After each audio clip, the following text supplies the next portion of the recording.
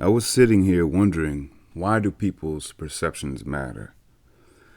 Like, even if I don't want them to matter, even if I, at my core, in my heart of hearts, would prefer that the assessment of others, my appraisal in the eyes of others, the impression that I give off, if I know that I'm being tried and true, if I know that I am being all that I can be, that is positive, that is mindful, thoughtful, considerate, healthy, and I know this to be true, why still does it bother me if somebody is bothered by me?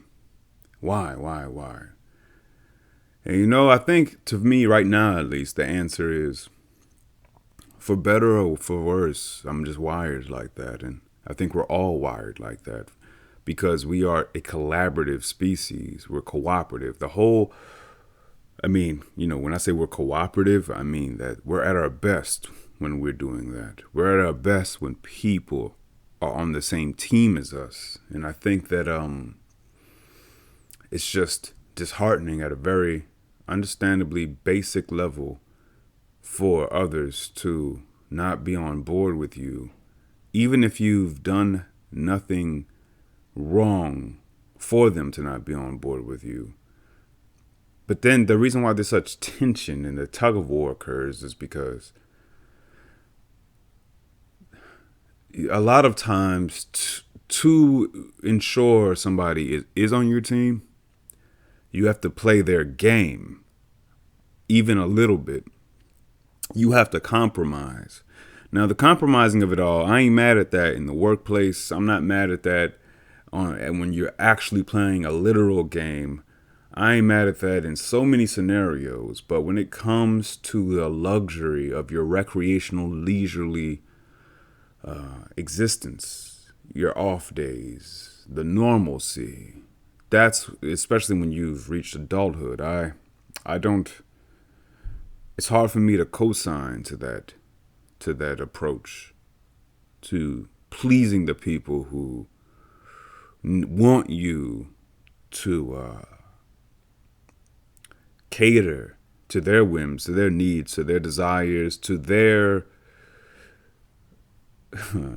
construct of reality, to the way that they see reality, even if it doesn't make sense to you. Even if it doesn't make sense to you. Why? Just so that they can... there is a comfort in knowing people are there. Even if these people are toxic, even if these people are deficient in all kinds of ways, destructive in all kinds of ways, knowing that they're there, though, is comforting. Which is why I have such an interest in becoming a stronger human being in general. And learning, as Paul said, I bring the scripture up a lot. And again, I'm not religious. But that scripture has stood out to me from the moment that I ever read it, when I was extremely young.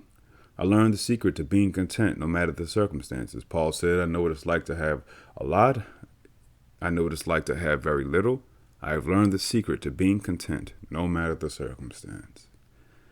I think that seemed like a superpower to me because unbeknownst to me, whether I fully acknowledge it or not, there was always a deep dissatisfaction. Well, I recognized the emptiness. The emptiness was very apparent when I used to screw all the women, the girls that I did, pursue them. And it wasn't their fault. Say screw all the women. Excuse me for objectifying them like that. And I really am saying that, excuse me. And it's not even on some feminist movement, Me Too shit for me saying that. I really mean that. I don't want to look at the girls, even the ones that other women would recognize as like a hoe or a slut or something like that. I don't want to see them that way because they're not that way to me. Because it is wrong. Like they like to fuck or they were giving it up for all kinds of reasons. Great. And not every girl that I had sex with was like that. First of all, it was half and half. But my point is that, first of all, like, I'm glad the stigma is removed. Fuck slut shaming. Fuck you for slut shaming. Other women slut shame other women too, by the way. I truly am appreciative for every single woman that ever gave it up to me. Truly, because I don't think I deserved it. I, in my moments of utter sobriety and clarity, I don't like. I just know that I don't deserve anything, and I more than the next man, more than the next person. It's not that. So then the conclusion is the reflex, the thinking is like, oh, look at the self-loathing, the self-pity. It's not even self-pity or self-loathing. What I'm saying is that I don't think any of us are necessarily deserving anything. Some people might be. You can tell me, hey, look at this person. Look at Jane. She did this, did that, tried to do this, tried to do that, struggled with this. And I'd be like, yeah, she deserves all X, Y, and Z. Maybe she is deserving. But for me, I have just been extremely fortunate all my life, and I'm not necessarily deserving of anything, especially when there's so many innocent people, so many youths, and just all kinds of unfortunate people that experience hell, utter hell, from the moment that they have conscious awareness into the moment they die. Utter tragedy and hell. I can't say that I've even come close to that kind of experience, and it's not that I'm saying I deserve hell, but nor do I deserve heaven, quote unquote. I'm just been very fortunate, very lucky, and to remember this is to me just to be sensible. That's all it is. It's not that I'm not accepting of more. It's not that I don't want to be rich. It's not that I don't want luxury and conveniences. I just want to have perspective at all times and remember. And also, I don't want to be a spoiled fuck like so many other people, so many other adults that I know. Everybody, we're all so fucking spoiled. We're all so spoiled. We have everything we could ever need. But the concern, the priority, the focus is all that we want. And these things tend to be just utterly excessive, and they're not necessarily contributing to our fulfillment, to our betterment, to any kind of real growth, any kind of real turnaround. A lot of it is making us just feel even more empowered in our idiocy, in our ignorance. Because you kind of feel like a little god of sort. Like you have all this ability, this capability to go here, go there, do this, do that, and there's so much convenience, and it gives you the wrong idea about what life is. To me, about what life like, and what is life? Life is inextricably. I shouldn't say inextricably. Let's say life. Life is death, and death is life. It's all the same thing. Death is the end of being conscious, but death is still a part of life, and so they're one and the same in a way. And I think a major interest of ours should be just first and foremost. I think a major mental priority should be collectively, like one thing that we should all be talking about, focusing on, just to adjust our perspective, is the fact that we're gonna die. Is that not important? Why are we waiting until the rug is pulled from under us to acknowledge death? Y'all can't tell me we don't have an unhealthy relationship with death. It's not about being morose. It's not about like going full goth or something and then like just not appreciating anything or being nihilistic or nihilistic. It can be pronounced either way. Fuck off.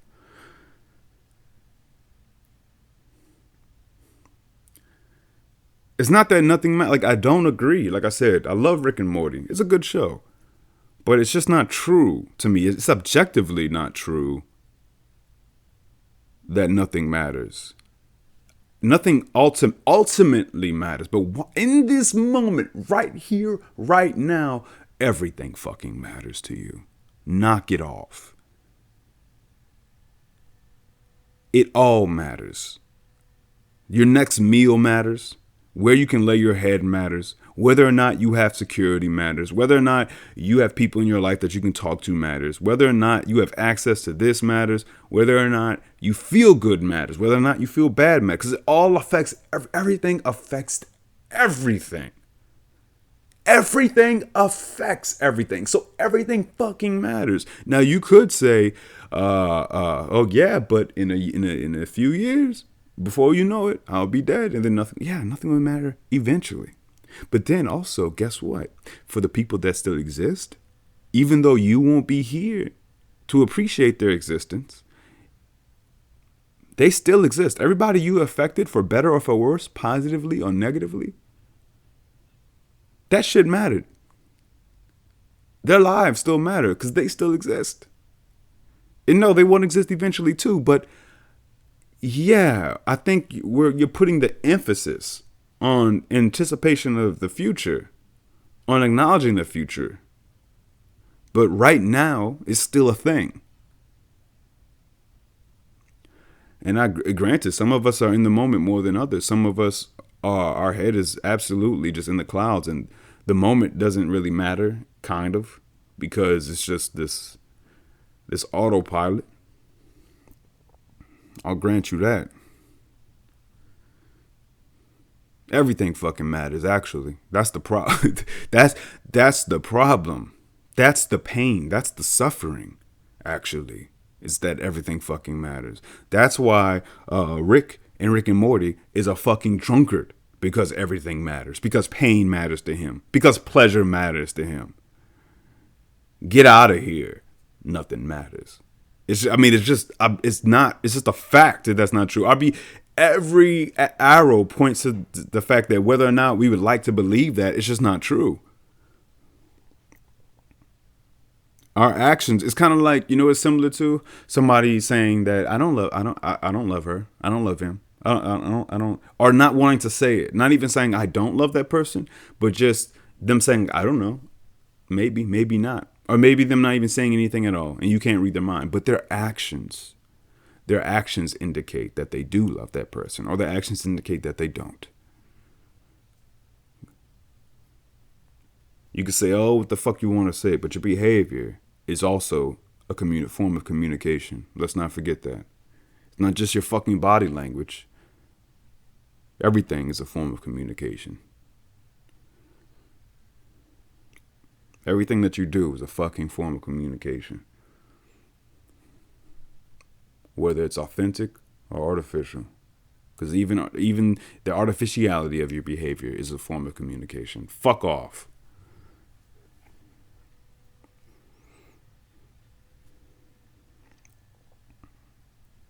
And guess what? I started this off talking about wondering why I was at all concerned with the people's interpretation of who I am. What's my conclusion on that? What's your conclusion on that, Marquiso? I do care. And can I just say this? The way that I care is in this way. And I've always said this. If somebody understands me truly, if they are representing who I am accurately and they still have a problem with it, then I'm not mad at that. It's all good, fine. Agree to disagree. Oh, we're just not compatible. We need not engage with each other. I guess my problem is with people's erroneous interpretations. The assessments that just are made to validate the way in which they would like to see me, as opposed to the way in which I actually am. And to be honest, let's just get something straight here. That's my beef with this. What's one of my major beefs with this entire world? With even when it's outside of me, I took issue. I remember in so many workplaces, I recall person A We'll say John and Jane. John having a problem with Jane, Jane having a problem with John. And let's say that nobody had a problem with me, right? I'm all good in the eyes of everybody. It used to bother the hell out of me that John would have a problem with Jane, and John was just wrong about what he would take an action of Jane and then from there extrapolate and draw all these conclusions. And we're not just like, no, but you're pulling that out of your ass though. Like it's not right. Like sometimes you can be right with that. Sometimes a small action, a small behavior, it is indicative of something deeper and indicative of a truer thought that's not made clear by that person, that they're sort of keeping hidden, and they just partially reveal it in passive aggressive ways or something. But sometimes people are just all the way wrong, and sometimes people are just really reaching. They're just reaching, and it is difficult to parse it all, and it's a case by case basis. But it has always bothered me when somebody just makes a major leap and just gets it all the way wrong. And I could tell so many times that John or Jane they just want to view the other person in an inferior light. They needed to. They just wanted to be dismissive. They wanted to interpret them incorrectly. It was so obvious to me because they were just. It was so clear that they had no interest in seeing it in a nuanced way and seeing it reasonably, sensibly. That their desire was to draw clear boundaries between the two so that they could be on the different team, so that they could be in other, so that there was no connection, no bond. That's too complicated. It takes too much energy. Just dismiss them. It's over. Done. I'm done. We want to make enemies out of people. We want to make people antagonists, hostiles that they're probably not. And then also, on the same time, some people deserve that title. They're very deserving of the title of antagonist, of hostile, of unhealthy. So it's a case-by-case basis, man. I just wish, to be honest, it's kind of like all I want is for people to see each other in the most factual way as possible. Like, just get the facts straight about that person. Especially if the person is willing to be totally honest with you about who they are. Because I have been totally upfront about everything about myself, and people can still misunderstand me. And it's just like, huh? Are you listening? And it's not even one of those things where it's a gotcha thing where they take something I say and they've shown me that, like, actually, no, you are like this because you did this and you did that. They just completely, it's not even like that. They'll just disregard the fact that, like, for instance, one example is that I truly believe that I'm stupid and that I'm an addict. Let's take those two simple, basic examples. And then from there, I'll explain, I think everybody's stupid. I'm just speaking for myself. I think we're all stupid. Even the smartest person in the world is stupid. But they strive to be smarter. They strive to be knowledgeable. The smartest people tend to admit their areas of ignorance. And they tend to have a passion towards learning. That's the people that I respect. And that's the kind of person that I try to be. Not because I'm trying to mimic it, because to me, that's just a sensible thing. No matter how much you know in one respect, you probably know very little in another area. And that's fine. It's fine if you admit it. And it's fine especially if you're striving to constantly learn and grow. But people mistake that. They think that, hold on. People mistake that and they think that I think that I'm so smart and shit. I'm like, God. And then what was the other one? And I'm an addict, right? That's not believed. That's not understood. No matter how much I say it. It's like I think they like, so when I say that, somebody prefers to think that I'm exaggerating. They'll prefer to think that I don't know what I'm talking about, even though I've lived in my body for 34 years and I've paid more attention to the insides of myself than people have paid attention to anything. And yet, no, you're not an addict. No, it wants to be dismissed because it doesn't want to be acknowledged. Because you know what it's similar to? I'll tell you what it's similar to, and I'm gonna end on this. It's similar to people not wanting to acknowledge that somebody's brain can be, let's say, dysfunctional, and especially, let's say, the combination of nurture and environment, right, makes them mentally dysfunctional, and then they do something heinous, and people don't like the fact that you can say that they have a mental illness. And the reason why I think that there's any kind of trouble about this, any kind of confusion, or any kind of just reticence to acknowledge the psychopathy of a human being, is because you feel as if then you're excusing the behavior. We don't want to excuse behavior, which I'm not mad at, because then I think people have this assumption that, because I'm just thinking about, it's fresh on my mind, this 10-year-old girl who killed this child, and she needs to be put away. She needs to be kept from society. The father says she can't forgive the girl. Yeah, I ain't mad at you.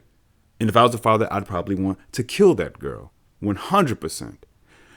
Also, though, and especially I can say this because I am so far away from it. Obviously, I wouldn't be speaking so dispassionately or reasonably if it happened to me. And that's just acknowledging the emotional system and all that stuff. Fine. But because I'm not close to it like that, I can honestly say, though, yeah, something is wrong with that girl. Because people in the comment section of this news video, it's like a year-old story. And stuff like this surely does happen all the time. I mean, the children, there's all kinds of stuff where children are just like kill other children and all that. But stay with me. I apologize if this is quite morbid, but I have a point here. So in the comment section, all the people were like, they were talking about their 10-year-old child or their 8-year-old child who clearly shows strong empathy. They clearly, and then one person said when they were a child, they stepped on their dog's tail and they were so apologetic about it for so long, and they were so scared the dog would hate them forever. Yep, I don't doubt that. I had similar moments. I had that kind of empathy as well. Even though I was a little asshole, I could never, if I would have brought pain to a child, any kind of, it would have, my brain wouldn't let me hurt somebody to that extent, or to not even get close to it. And many other human beings' brains would not let them. But so let's think about it then. What would it take then? What would it take for you to push past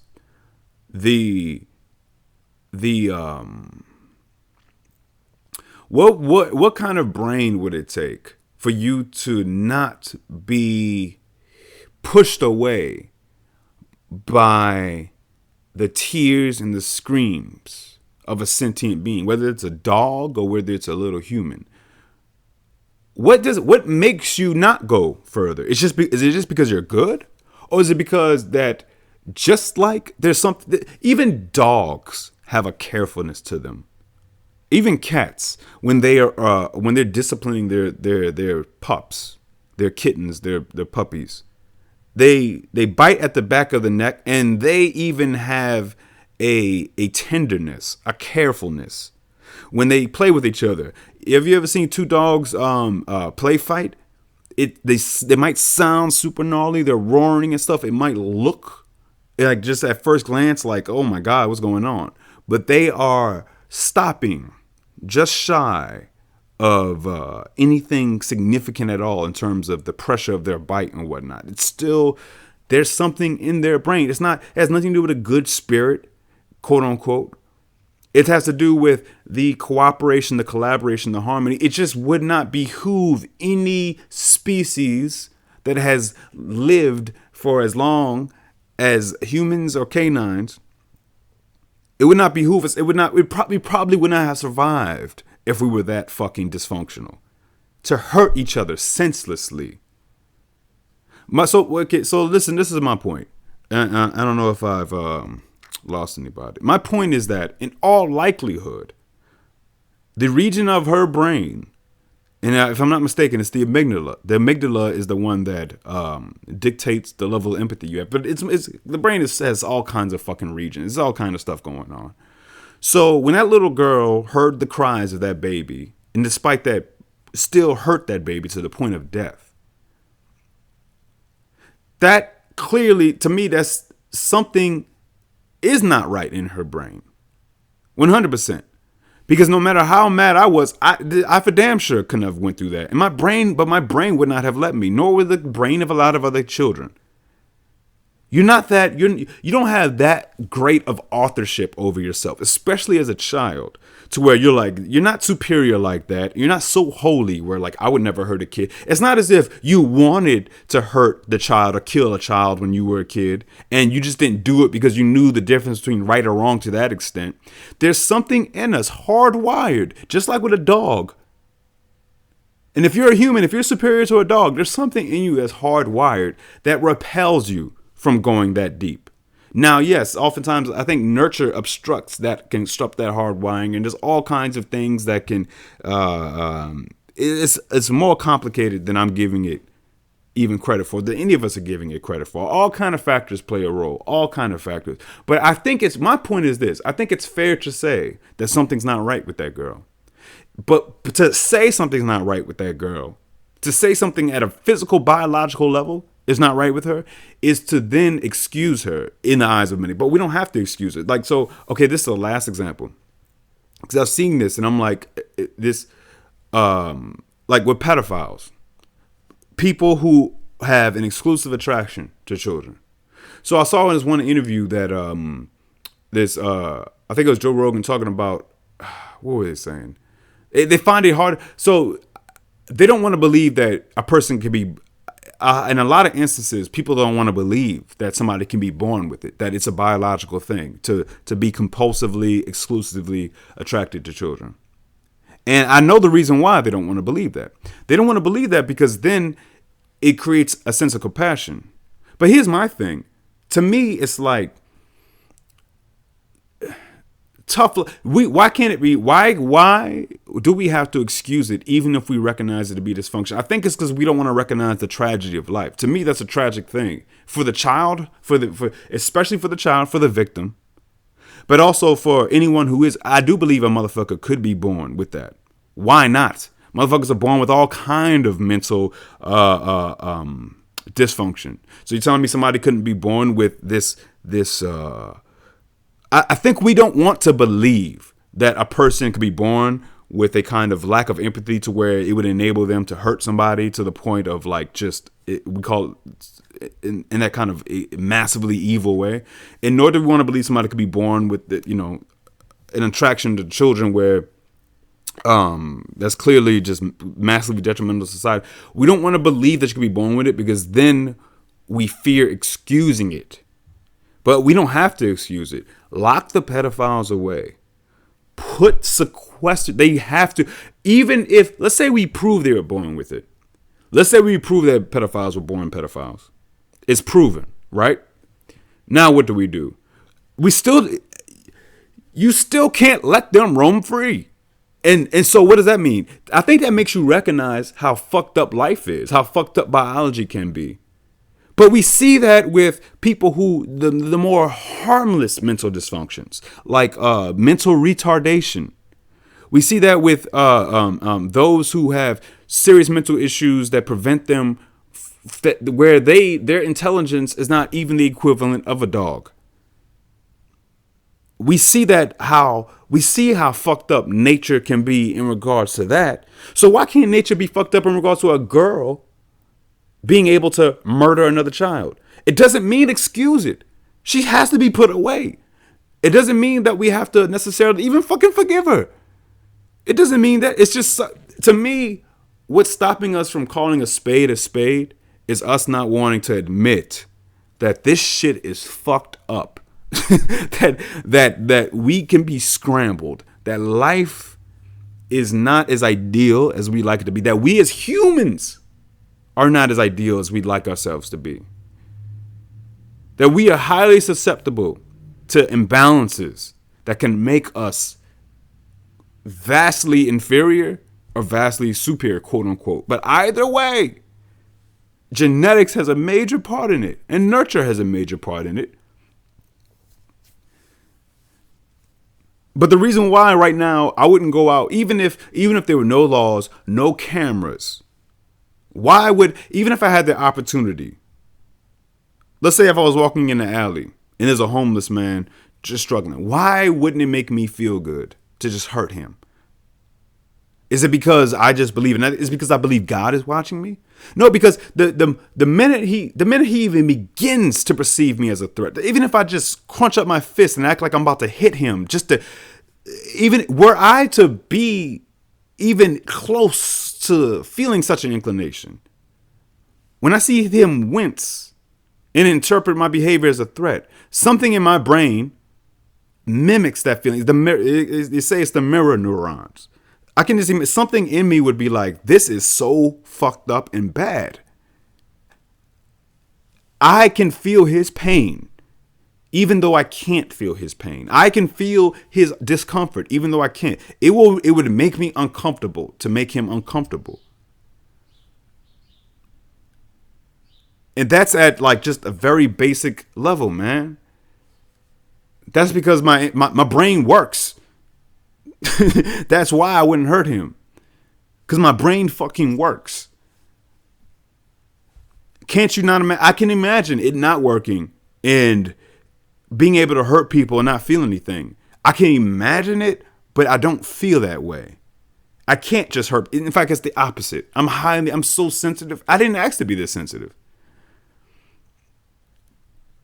If there's any kind of discomfort in a person, it's like I manufacture discomfort myself, and it makes me uncomfortable. And I'm sorry that I made you uncomfortable. And I'm sorry that I hurt you. Because there's something in me that just does that. And it increases when you increase your sensitivity of all kinds. It's just, man, I don't know. Damn. That's some, I don't know. I said a lot of shit. I hope y'all, but my point, I don't even know if I had a point. Why the fuck do I ever have a point? I'm just ranting, man. Oh yeah, my point was that something can be wrong with you. It doesn't have to excuse it, therefore justify it. It could just be the reason, though. There's a reason for it. There's a reason for everything, whether we know the reason or not. And by the way, when I say there's a reason for everything, I don't mean everything happens for a reason in the sense, when people say that, they're implying that there's some kind of fucking cosmic authorship. I'm talking about there's a reason in the sense that, like, if we somehow could know everything, there's a reason why that girl did that. Now, either you have to believe it's because of an evil spirit, because the spirit of evil got in her, Satan was in her, or because due to the environmental factors in which she was brought up, on top of that, due to her mental makeup, that enabled her to do that. But that doesn't mean, oh, poor child. I'm not saying that. I think lock her up for life. Keep her away. She's dysfunctional to a fucking homicidal degree. She cannot be a part of society then. And I think that to look at it like that is like, it makes me sad. It makes people sad. It's kind of like, that's unfair. That's what it is. That's what it comes down to. Oh my God. I said all that to say, because I was looking for the magic word that I'm thinking of that people don't want to just admit. That's what it is with the murders, with the psychopaths, with the pedophiles. People don't want to acknowledge the biological element to it. Again, I don't know whether it's the combination of nurture and nature, just the compulsive element to it. Because I think we don't want to acknowledge how unfair life is. We don't want to acknowledge how unfair existence can be. I'll end it on that. That was my fucking point. That's what my point was. We don't want to recognize it's unfair that that person is unlucky as fuck. And that that child, of course, the victim is unlucky as fuck. This shit is tragic. And then we don't want to recognize that we're lucky as fuck. We want to believe, just like when the kid talking about stepped on the dog's tail, and you want to believe that at 8 you were just this next level being. You were just you were right. You were a moral hero. It wasn't because you were lucky that you had the proper genetics and the proper environment. Yes, that's my fucking point. Yes. I'm just glad I got to a clearer, more coherent, articulate point. All right, I'm done. No editing. I don't know what the... Okay, that if you... Any confusion, just keep listening to the last few minutes. That's all I wanted to say. We don't want to recognize how unfair it is. You don't want to recognize how unlucky a person can be. Nor do you want to recognize how lucky you are, because it takes away from this sense of authorship that we made it. We're the reason why we're so great. And yeah, there's conscious efforts and things like that. But also, this shit's kind of... It's a free for all. You could be very unlucky, you could be very lucky. And to acknowledge that, I think you're acknowledging the randomness. And to acknowledge that, you're acknowledging the lack of control. And to acknowledge that, it just makes you sad, uncomfortable, sort of disillusioning. Takes away that ego. And the ego is a force field against insecurity. Because the insecurity, it lets insecurity live and thrive. It gives insecurity its heartbeat in a very fortified way. All right. I'm done, y'all. Good stuff. Good talk. Talk to y'all later. Peace out.